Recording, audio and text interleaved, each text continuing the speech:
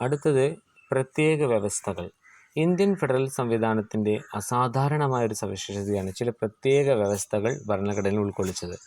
പല സംസ്ഥാനങ്ങൾക്കും വ്യത്യസ്തമായ പരിഗണനയാണ് ഭരണഘടന ഉള്ളത്. ഒരു സംസ്ഥാനത്തിൻ്റെ വലിപ്പവും ജനസംഖ്യയും പരിഗണിച്ചാണ് രാജ്യസഭയിലേക്കുള്ള സീറ്റുകളുടെ എണ്ണം തീരുമാനിക്കുക. ഇതുമൂലം ചെറിയ സംസ്ഥാനങ്ങൾക്ക് കുറഞ്ഞ പ്രാധാന്യവും വലിയ സംസ്ഥാനങ്ങൾക്ക് കൂടുതൽ പ്രാധാന്യവും ലഭിക്കും. അധികാര വിഭജനത്തിൻ്റെ കാര്യത്തിൽ എല്ലാ സംസ്ഥാനങ്ങൾക്കും തുല്യതയുണ്ടായിരിക്കണമെന്നാണ് ഭരണഘടന പറയുന്നതെങ്കിലും ചില സംസ്ഥാനങ്ങളിലെ സാമൂഹികവും ചരിത്രപരവുമായ സാഹചര്യം കണക്കിലെടുത്ത് ഭരണഘടന അവർക്ക് പ്രത്യേക പരിഗണന നൽകുന്നുണ്ട്. ഇവയാണ് പ്രത്യേക വ്യവസ്ഥകൾ എന്ന് പറയുന്നത്. പ്രത്യേക വ്യവസ്ഥകളിൽ ഭൂരിഭാഗവും വടക്ക് കിഴക്കൻ സംസ്ഥാനങ്ങളായ ആസാം, അരുണാചൽ പ്രദേശ്, നാഗാലാൻഡ്, മിസോറാം തുടങ്ങിയവയാണ്. വടക്ക് കിഴക്കൻ സംസ്ഥാനങ്ങൾക്ക് പ്രത്യേക പരിഗണന നൽകുന്നതിന് പ്രത്യേകിച്ച് എന്തെങ്കിലും കാരണമുണ്ടോ? ഉണ്ട്. ഈ സംസ്ഥാനങ്ങളിൽ ഭൂരിഭാഗം ആൾക്കാരും ഗോത്രവർഗ്ഗക്കാരാണ്. അതുകൊണ്ട് ഗോത്രവർഗ്ഗക്കാർക്ക് കൂടുതൽ പ്രാധാന്യം നൽകിക്കൊണ്ടുള്ള ചില കാര്യങ്ങൾ നമ്മുടെ ഭരണഘടനയിൽ ഉൾപ്പെടുത്തിയിട്ടുണ്ട്. അതാണ് പ്രത്യേക വ്യവസ്ഥകൾ. മറ്റുള്ളവരിൽ നിന്നും വ്യത്യസ്തമായ ഒരു ചരിത്രവും സംസ്കാരം അവർക്കുണ്ട്. അതുകൊണ്ടാണ് അവരെ അങ്ങനെ ചെയ്തിരിക്കുന്നത്. ഭരണഘടനയിലെ അനുച്ഛേദം 371 വടക്കുകിഴക്കൻ സംസ്ഥാനങ്ങളിലെ പ്രത്യേക വ്യവസ്ഥയെക്കുറിച്ച് പരാമർശിക്കുന്നത്.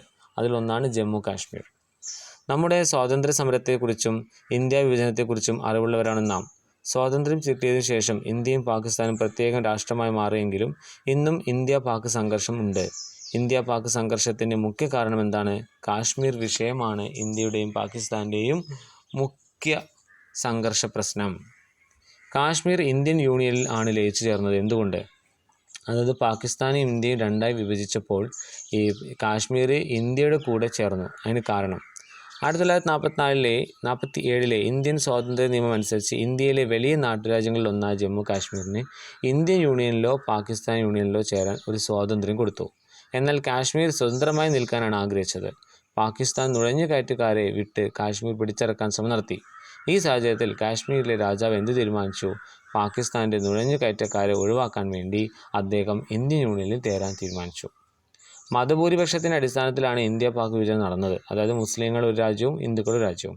മുസ്ലിങ്ങൾക്ക് ഭൂരിപക്ഷമുള്ള മിക്ക നാട്ടുരാജ്യങ്ങളും പാകിസ്ഥാനോടൊപ്പം പോയി. എന്നാൽ ജമ്മു കാശ്മീർ ഇതിനൊരു അപവാദമായി.